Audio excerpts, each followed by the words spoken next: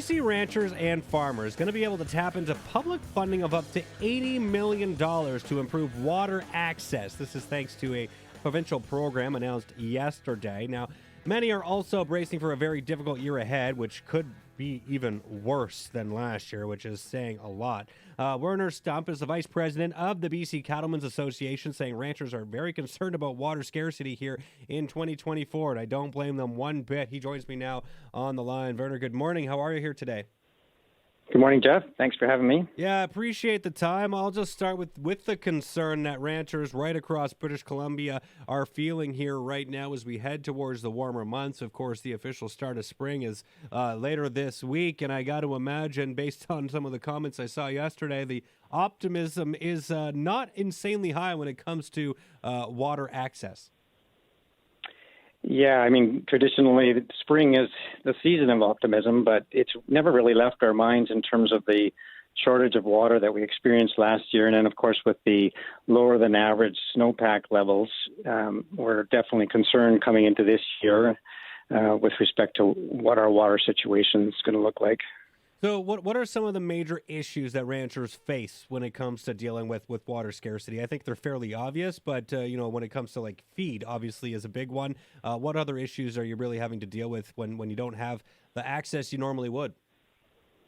Yeah, well, so as you mentioned, feed was a big one for last year and will be again this year. If we don't have the water to irrigate our cropland, then the production on those croplands is greatly diminished.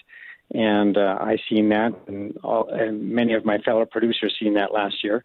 And then another big concern is making sure that our livestock have access to fresh water for their well-being.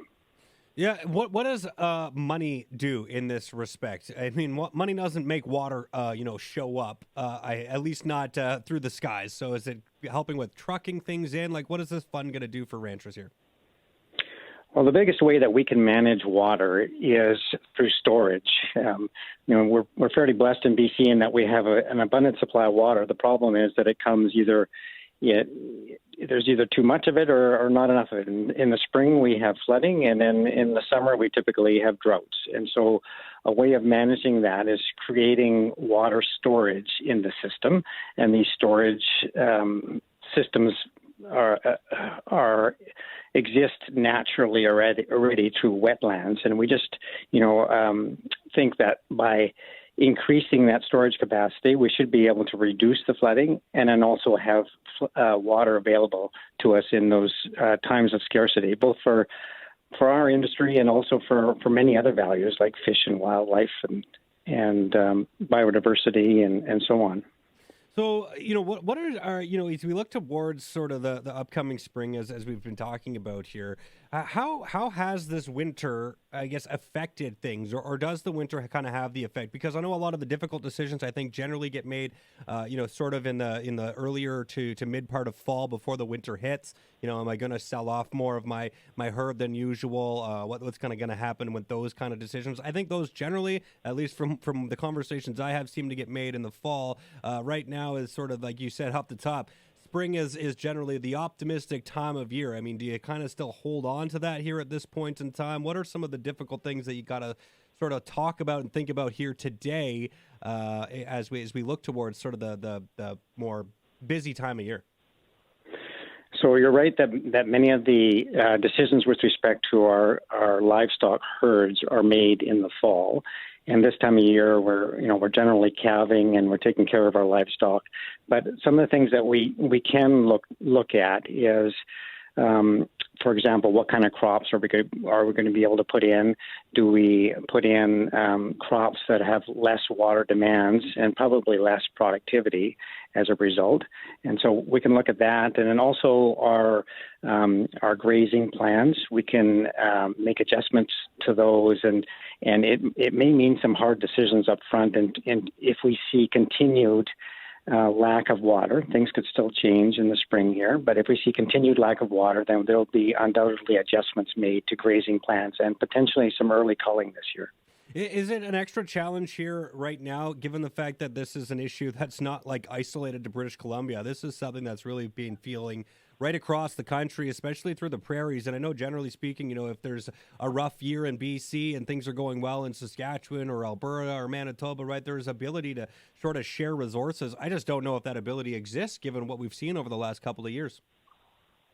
Yeah, the widespread drought is definitely an issue. When there's drought in one pocket or another, and you can tap into other areas for feed supplies, then it does make for some easier solutions. But when the drought is so widespread, it makes it more challenging for sure.